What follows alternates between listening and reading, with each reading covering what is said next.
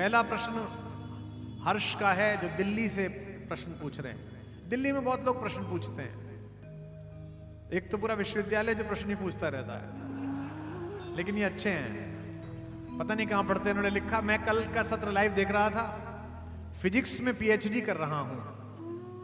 हम जैसे विद्यार्थियों का मूल धर्म क्या है? सिर्फ मन लगाकर अपने अध्ययन करना या आध्यात्मिक चीजों में रुचि लेना? यह इसलिए पूछ रहा हूं कि मन में कुंभ में प्रयाग आने का द्वंद्व है। कभी लगता है जाना चाहिए, फिर कभी चिंता होती है कि मेरा कोर्स पिछड़ जाएगा, विद्यार्थी धर्म के लिए क्या उचित होगा, क्या करूं। अब मैं ये भी नहीं कह सकता कि तुम आ जाओ, पता पड़ा तुम्हारे पिताजी पीछे पड़ गए कि लड़का बुला लिया। लेकिन कुंभ इसलिए आओ हर्ष के कुंभ एक धार्मिक उत्सव नहीं है। कुंभ इस देश को जानने का स्वर्णिम अवसर है।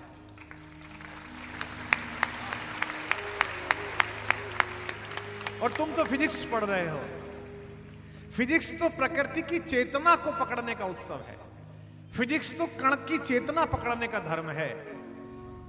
और तुम अगर प्रकृति की चेतना पकड़ने का प्रयास कर रहे हो, अगर कण की चेतना पकड़ने का प्रयास कर रहे हो, तो इन कणों के समुच्चय से बने हुए मनुष्य की चेतना अगर पकड़नी हो तो कुंभ में घूम कर देखो, साधुओं के बीच घूम के देखो।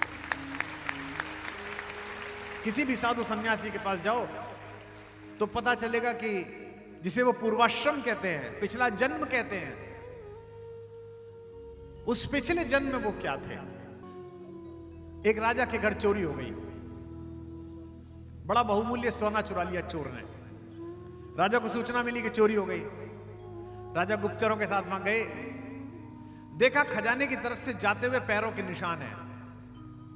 राजा ने कहा, इन पैरों के निशान का पीछा करो, इनके पीछे पीछे जाओ, वहीं चोर मिलेगा। राजा भी स्वयं वेश बदलकर सिपाहियों के साथ सम्मिलित हो गया। चोर तेज गति से भागा था। प्रयाग के आसपास कहीं चोरी हुई थी, कुंभ का मेला लगा हुआ था। वो एक महात्मा के आश्रम में घुस गया। उसे लगा यहां पकड़ना मुश्किल होगा। महात्मा प्रवचन कर रहे थे, सामने पीछे बैठ गया। महात्मा ने प्रवचन प्रारंभ किया। महात्मा ने कहा, गीता कहती है कि तू अपने कर्मा का उत्तराधिकारी नहीं है। जो तूने कर्म किए वो तेरा है ही नहीं, इसकी प्रेरणा कहीं और से आई है। इसलिए शीतोष्ण सुख दुखे च लाभा लाभू जय जो कष्ट मत पालना। ये कर्म तो किसी और चेतना से हुए हैं। इससे पहले चोर वो सोना कहीं छुपा चुका था। पर हां, उसने कहा कि जो तूने कर्म किए हैं वो अच्छे किए हैं, बुरे किए हैं, उसके अनुसार तेरा निर्णय अवश्य होगा। तेरा, तेरी पीढ़ियों का, तेरे अगले जन्मों का निर्णय होगा कि तुझे कष्ट सहना है कि आनंद सहना है, आंतरिक आनंद मिलेगा कि कष्ट मिलेगा। चोर का अंतर्मन बदलना प्रारंभ हो गया।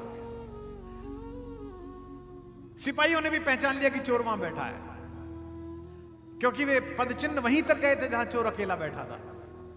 प्रवचन समाप्त हुआ तो भीड़ भीड़ उठने लगी, दिखाई नहीं दिया कोई किसी को। तो चोर साधु के चरणों में गिर गया, बोला, प्रभु जीवन बदल दिया आपने, आज तक बड़ा पाप कर्म किया, अब संन्यास्त होना चाहता हूं, साधु होना चाहता हूं। साधु ने एक गंगा जल हाथ में दिया, बोला, कर संकल्प, कर अपना तर्पण, और कहे कि ये प्राण मेरे नहीं, ये शरीर मेरा नहीं, मेरा कोई रिश्तेदार नहीं। संकल्प कर लिया। इस बीच भीड़ चलती रही, दिखाई नहीं दिया चोर गुप्तचरों को, राजा को। वस्त्र बदल दिए चोर के, अब वो साधु हो चुका है। नया नाम मिल गया, गुरु मिल गया, घराना मिल गया, अखाड़ा मिल गया। अपने मंत्र का जाप करता हुआ बाहर की तरफ निकला तो गुप्तचरों ने पकड़ लिया। राजा के सम्मुख प्रस्तुत किया कि राजा से कहा, ये चोर है। राजा ने कहा, मूर्ख हो तुम, ये साधु है, उस आश्रम का साधु है, कैसी गलत बात करते हो। एक साधु पर आरोप लगाते हो, मैं तुम सबको दंडित करूंगा, तुम सबकी नौकरी बर्खास्त, तुमको जेल में डाल दूंगा। चोर पकड़ नहीं पाए, साधु पकड़ लाए, बदमाश कहेंगे। लेकिन चोर तो साधु हो चुका था। असत्य की रक्षा कैसे करे? सत्य के साथ चलने का प्रण लिया। उसने कहा, महाराज क्षमादान हो, ये सही कह रहे हैं, मैं चोर हूं। राजा ने सोचा साधु का मन है, सिपाहियों को बचाने के लिए झूठ बोल रहा होगा। राजा ने कहा, महाराज आप चिंता मत करिए, मैंने सजा नहीं दूंगा, पर मैं जानता हूं आप चोर नहीं हो। साधु ने कहा, मैं ही चोर हूं। बोले, आप तो साधु हैं। बोले, मैं पिछले जन्म का चोर हूं, आपका सोना मैं ही लेकर गया था। राजा ने कहा, महाराज सोना लेकर गए थे तो कहां है? बोले, वहां जंगल में छोड़ आया हूं। तो बोले छोड़ाए तो किसी को बता ही देते, इन्हीं को बता देते।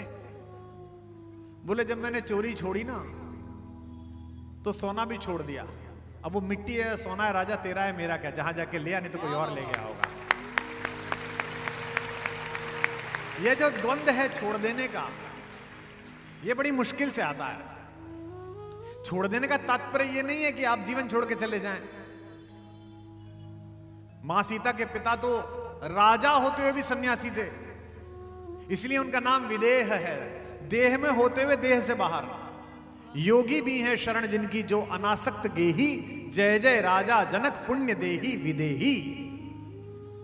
बहुत सारे लोग होते हैं जिनमें साधुता आने के बाद, संन्यास्त भाव आने के बाद भी आकर्षण बचा रह जाता है, और बहुत सारे लोग होते हैं जो घर में रहते हुए भी उस आकर्षण से बाहर रहते हैं।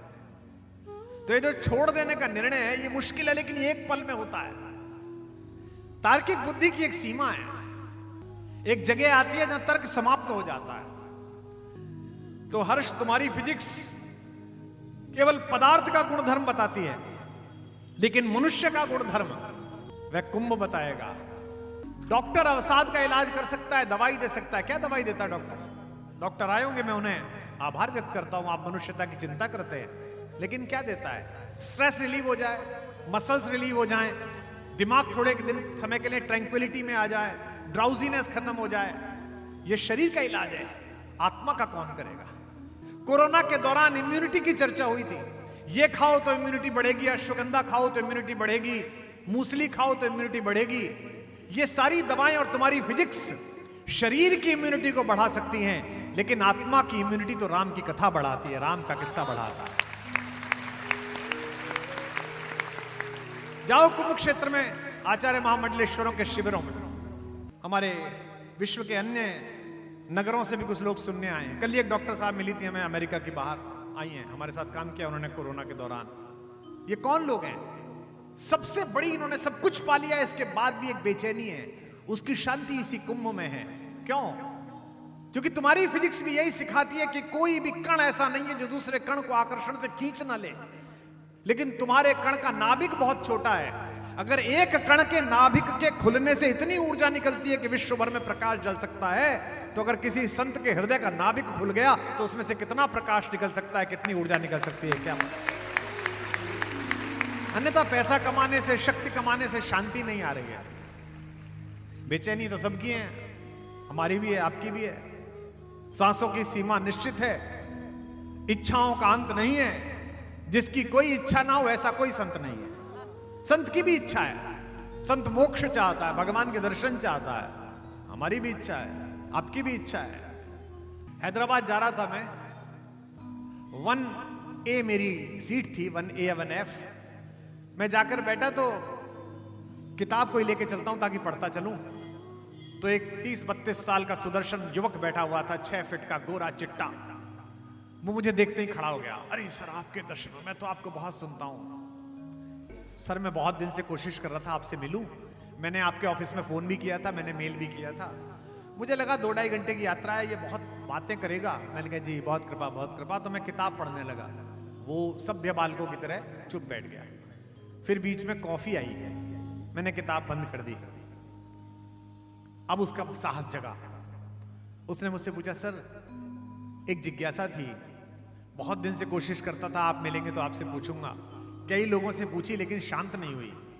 तो मैंने पूछा, अच्छा बताता हूं, पर आप अपना परिचय दीजिए, आप कौन है? बोले साहब मैं इंजीनियर हूं और मैं खड़गपुर IIT से पढ़ा हूं, आप मेरे आए थे प्रोग्राम करने। मैंने कहा कहाँ नौकरी करते हैं? नौकरी नहीं करते सर, हमारी अपनी कंपनी है, हैवी मशीनरी बनाते हैं। तो मैंने कहा अच्छा कैसी हैवी मशीनरी बनाते हैं? बोले सर वो जैसे समुद्र में ऑप्टिकल फाइबर डालने वाली मशीन बनाते हैं, और भी कई मशीन बनाते हैं। 20 मीटर डाया का पेड़ 20 फीट नीचे खोद के उठाने की मशीन बनाते हैं। अभी इजराइल को हमने 500 करोड़ की मशीन दी है। अब जब उसने कहा इजराइल को दी है तो मैं जागा, क्योंकि जो दुनिया को दे रहा है ज्ञान वो उसको इसने दिया।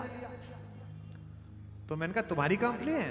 कह रहे हाँ सर, हम 3 पार्टनर हैं, तीनों एक साथ पढ़ते थे, पहले टाटा में नौकरी की, अब अपनी कंपनी खोल ली है 4-5 साल से। तो मैंने कहा कितना टर्नओवर है? तो शर्माया, बोला सर ऐसे ही थोड़ा सा 3600 करोड़ का है, स्थिरता आ गई तो इस साल 5000 करोड़ कर लेंगे, ऐसा उसने बोला। उसके मोबाइल पर एक बहुत सुंदर महिला का फोटो था, 2 बच्चे थे। मैंने कहा ये पत्नी है आपकी? बोले हाँ सर, ये IIM में मिली थी मेरे को अहमदाबाद में, मैं जम्मू का हूं, ये दिल्ली की है और फला मल्टीनेशनल की इंडिया प्रेसिडेंट है।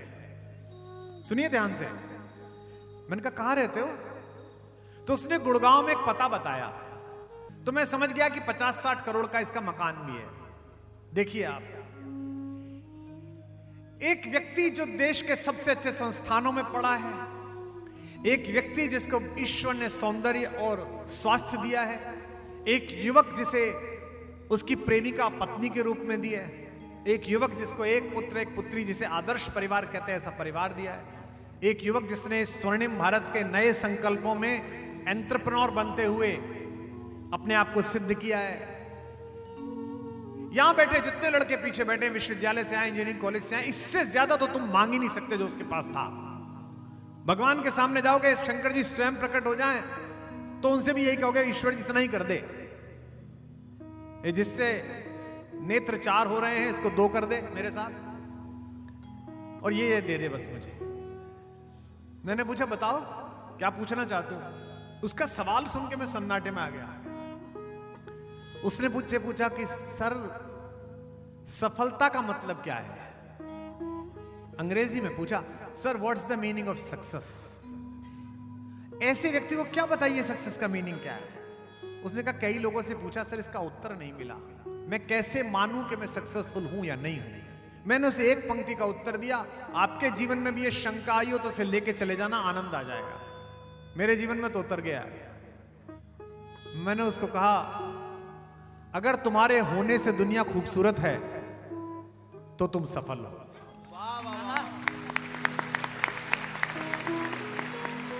और अगर तुम्हारे होने से दुनिया बदसूरत है तो तुम असफल हो। उसने मुझसे पूछा दुनिया कितनी दुनिया? मैंने कहा बाह भर दुनिया, परिवार भर दुनिया, कॉलोनी भर दुनिया, शहर भर दुनिया, दुनिया भर दुनिया। जिन लोगों के होने से दुनिया बदसूरत हुई वे विजेता भी थे लेकिन याद नहीं किए जाते। मैं जर्मनी गया था, 2-3 बार गया हूं, इस बार फिर गया था 4-5 दिन के लिए बर्लिन। जब भी कोई जर्मन आदमी मिलता है कान में चुपचाप पूछता हूं उससे, what do you think about Hitler? बड़ा विजेता था, बड़ा जबरदस्त जलवा कर लिया था, दुनिया के नक्शे बदल दिए थे। जर्मनी का आदमी वितृष्णा से कहता है Germany is not about Hitler. नाम नहीं रखते लोग हिटलर का। अब जब अंधेरे घिरेंगे जीवन में तो विज्ञान नहीं बचाएगा। जैसे यहां प्रोफेसर्स आए, टीचर्स आए, एडिसन बल्ब बना सकता है जिसमें प्रकाश हो जाए। प्रकाश सब एडिसन के बल्बों का है।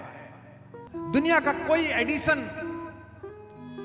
एक ऐसा बल्ब नहीं बना सकता जिसे एक बल्ब से दूसरे को स्पर्श करा दो तो ज्योति जग जाए। ये केवल गुरु नामक दीपक है जिससे हजारों लोग जीवन भर में मिलते हैं और उनके अंदर ज्योति पैदा हो जाती है, प्रकाश पैदा हो जाता है। तो जब जब जीवन में अंधेरा गिरेगा, जब जब कष्ट गिरेगा, तब तब ये राम कथा की इम्यूनिटी काम आएगी। तो तुम्हारा तो केवल सिलेक्शन ही नहीं हुआ, तुम तो केवल एक एग्जाम में फेल हुए, तुम तो केवल एक चुनाव में हारे, तुमको तो एक बार टिकट ही नहीं मिला, तुम्हारा तो एक शेयर ही नीचे गिरा। लेकिन जिसके जीवन से सब कुछ छीन लिया गया, एक रात्रि में ही राज्याभिषेक से वनवास की यात्रा तय कर दी गई, उसे एक व्यक्तित्व ने बिना किसी चमत्कार के इस देश को प्रभुता संपन्न कैसे किया, यह राम की कहानी बताती है। 2 शब्द हैं अलग अलग हर्ष बाबू, एक चेतना और एक चिंतन है। चेतना वैज्ञानिक रखो और चिंतन आध्यात्मिक रखो। चेतना तो प्रतिपल की है ना, ये गर्मी लगी, ये जाड़ा लगा, गर्मी लगी तो ठंडे की तरफ जाओ, जाड़ा लगा तो गर्मी की तरफ जाओ, जाड़ा लग रहा है तो ये हीटर जला लो, गर्मी लग रही है तो एसी चला लो, ये चेतना है। लेकिन चिंतन कि इसके शीतोष्ण सुख दुख में भगवान के प्रति कृतज्ञ कैसे रहें। और तीसरी बात फिर कह रहा हूं इस बच्चे के लिए जिसने दिल्ली में पूछा, जो सुनना होगा, चेतना वैज्ञानिक रखो, चिंतन आध्यात्मिक रखो और चिंता शून्य रखो, बिल्कुल शून्य, कुछ करना ही नहीं। और ये चिंता शून्य कब होगी? जिस दिन भगवान पर यह भरोसा हो जाएगा कि वो है, जिस दिन ईश्वर पर यह भरोसा हो जाएगा कि पीछे है। आस्तिकता का प्रश्न नहीं है, नास्तिकता का प्रश्न नहीं है। प्रकृति पर भरोसा करो, स्वयं के पुरुषार्थ पर भरोसा करो, अपने परिवार के संस्कार पर भरोसा करो। लेकिन इस पर भरोसा करो जो है ही नहीं आपका, तो फिर क्या करना? पैसे पे भरोसा कर लिया, इसका क्या करना भाई? शक्ति पे भरोसा कर लिया जो तुम्हारी है ही नहीं, पद पर भरोसा कर लिया जो आज है कल नहीं है, फिर क्या करोगे? उधर वो हाथों में पत्थर बदलते रहते हैं, इधर भी अहले जुनू सर बदलते रहते हैं। ये दबदबा, ये हुकूमत, ये नशे दौलत, किराएदार हैं, सब घर बदलते रहते हैं। दिल्ली के लुटियंस में चले जाइए, 15 साल पहले जिन कोठियों के दरवाजे पे भीड़ लगा करती थी कि वहीं से सूरज निकलेगा, वहां कोई और दीपक दलमगा रहा है, वहां कोई और खड़ा हुआ है। लाल किले के सामने से गुजरिए, जिस लाल किले के प्राचीर पर खड़ा होकर अहंकारी औरंगजेब जूती रखकर सोचता था कि इस देश का एक एक व्यक्ति मेरी तलवार का गुलाम है, उसके पत्थरों के बीच में पीपल फोड़ कर निकल आए। राजाओं के जिन महल में यह अहंकार था कि हमारी कुलीनता ही घुस सकती है, प्रतिभा संपन्न कोई अन्य जाति का व्यक्ति नहीं घुस सकता। ऑनलाइन चले जाओ, उसी महल में कमरा बुक कराओ 1 लाख रुपए का, और आराम से उस रॉयल सूट में लेटो और कहो कि मैं ही महाराजा हूं, मैं यहां का रहने वाला हूं। ये पुरुषार्थ है। राम की कहानी पुरुषार्थ की कहानी है। इसलिए हर्ष, चिंता इसलिए नहीं कि भगवान साथ है, ईश्वर साथ है, वो जो करेगा अच्छा करेगा। और अगर कुछ ऐसा कर रहा है जो तुम्हें अच्छा नहीं लग रहा, तो इसका मतलब यह है कि आने वाले कल में कुछ अच्छा होने वाला है। इसलिए हर्ष, तुझे चिंता करने की आवश्यकता नहीं है कि कुंभ आने पर तुझसे क्या छूट जाएगा। यह तय है कि तुझे जो मिलेगा वो छूटे से ज्यादा महत्वपूर्ण होगा। यदि तूने मान लिया कि रघुनाथ जी साथ है, तो फिर कुछ चिंता की बात नहीं है। हमारे साथ जब रघुनाथ, तो किस बात की चिंता। हमारे साथ जब रघुनाथ, गाइए। किस बात की चिंता। शरण में रख दिया जब मात, तो किस बात की चिंता। शरण में रख दिया जब मात, तो किस बात की चिंता। हमारे साथ जब रघुनाथ, तो किस बात की चिंता। हमारे साथ जब रघुनाथ, तो किस बात। वृंदावन में गोपाल भट्ट जी एक बहुत सिद्ध संत रहते थे, वीतरागी टाइप के। एक दिन किसी ने कहा, महाराज जी भंडारा करा दीजिए, जन्माष्टमी आ रही है, छोटे ठाकुर का जन्मदिन है। बोले कर लो। महाराज जी इतने पैसे लगेंगे। अच्छा, पैसे तो है नहीं, देखता हूं। किसी सेठ के पास चले गए, कहा सेठ जी ये इतने पैसे दे दो मुझे, 10,000 रुपए, भंडारा कराना है। पुराना जमाना था, 10,000 में बहुत बड़ा भंडारा होता था। सेठ जी ने कहा कब दे दोगे महाराज? बोले भक्त आते रहते हैं, चढ़ावा आता रहता है, 6 महीने में दे दूंगा। दे दिए, भंडारा हो गया, अद्भुत भंडारा हो गया। अब 5 महीने बीत गए, भक्त आए नहीं, चढ़ावा आया नहीं। तब तक गोपाल जी को चिंता नहीं थी, गोपाल भट्ट। जब 1 महीना रह गया, भट्ट जी को चिंता शुरू हुई कि अब सेठ जी के पैसे देने। अब ध्यान में मन ना लगे, कन्हैया की मूर्ति के सामने जाए तो मन ना लगे। जब 5 दिन रह गए तो लड़ने लगे ठाकुर से कि क्या फजीता पाल दिया मेरी जान को, बर्थडे तेरी और फंसा मैं पढ़ाऊं हैं? ये क्या है, पैसे ही नहीं आ रहे। अब ठाकुर मुस्कुराए मुरली लेके, और भट्ट जी का मन नहीं लगे। अधरम मधुरम मधुराधिपते, फिर बीच में रुक जाए, बोले पैसे कब देगा? ठाकुर तो मुस्कुराए। एक दिन रह गया, रात को नींद नहीं आई गोपाल भट्ट जी को, और कहा कि सुबह फिर जाके सेठ से क्षमा मांगनी पड़ेगी, कहना पड़ेगा कि मैं वचन भंग का दोषी हो गया, प्रायश्चित करूंगा, तपस्या करूंगा यमुना जी के जल में बैठ के। सुबह सेठ जी उठे, 8 बजे गोपाल भट्ट उनके द्वार पर पैसे का थैला लेके। बोले सेठ जी आपने बड़ी कृपा करी है, 10,000 रुपए। सेठ जी ने कहा पंडित जी सुबह सुबह क्यों आ गए, मैं ले लेता, ऐसी क्या बात थी? नहीं नहीं, आज आखिरी दिन था, पैसे देखे। उधर असली गोपाल भट्ट चिंता में ही है। दोपहर को एक भक्त आया, उसने कहा आपके आशीर्वाद से मेरा व्यापार बहुत अच्छा चला, उसी दिन संकल्पित किया था 11,000 रुपए चढ़ाऊंगा, ये 11,000 की थैली। गोपाल भट्ट जी प्रसन्न हुए, तुरंत 10,000 रुपए निकाले, पहुंचे सेठ के पास, बोले सेठ जी पैसे। सेठ जी बोले भट्ट जी सुबह ही तो देके गए थे। बोले मैं कब आया था? बोले ये रही बही, ये रहे आपके अंगूठे के, आपका अंगूठा? बोले हाँ सुबह ही तो देखे गए थे, प्रसाद ग्रहण करा हम दोनों ने साथ में।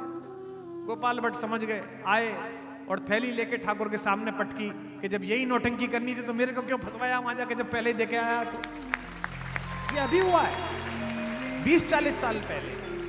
न खाने की, न पीने की, न मरने की, न जीने की, न खाने की, न पीने की, न मरने की, न जीने की।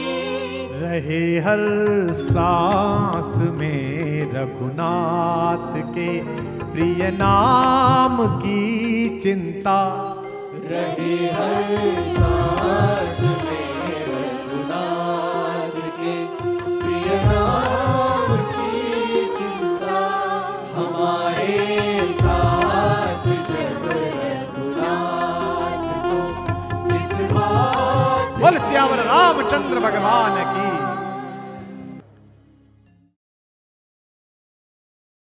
ये विश्वविद्यालय जो दिल्ली में, इनसे पूछिएगा लोकतंत्र यूरोप से आया जी, यूनान ने सिखाया। अरे भाई कब सिखाया यूनान ने? अभी सिखाया जी, 300 साल पहले, 400 साल पहले। गर्भभार से खिन्न शकुंतला को दुष्यंत के घर पर पहुंचाने के लिए माता गौतमी गई। रात्रि के दूसरे प्रहर में, यानी कि रात को 3 बजे वो राजा दुष्यंत के महल में पहुंची। महल के बाहर सिपाही खड़े थे, और राजा कौन था? केवल भारत का नहीं था, विश्व का राजा था, पृथ्वी का, ब्रह्मांड का। और माता गौतमी ने पूछा ये राजा दुष्यंत का महल है? बाहर खड़े हुए प्रतिहारी ने कहा, सिपाही ने कहा जी हां। माता गौतमी ने कहा क्या हम उनसे मिल सकते हैं? तो कालिदास लिखता है 1800 साल पहले, 2000 साल पहले, अविश्रमोयम लोकतंत्रस्य सर्वाधिकारः।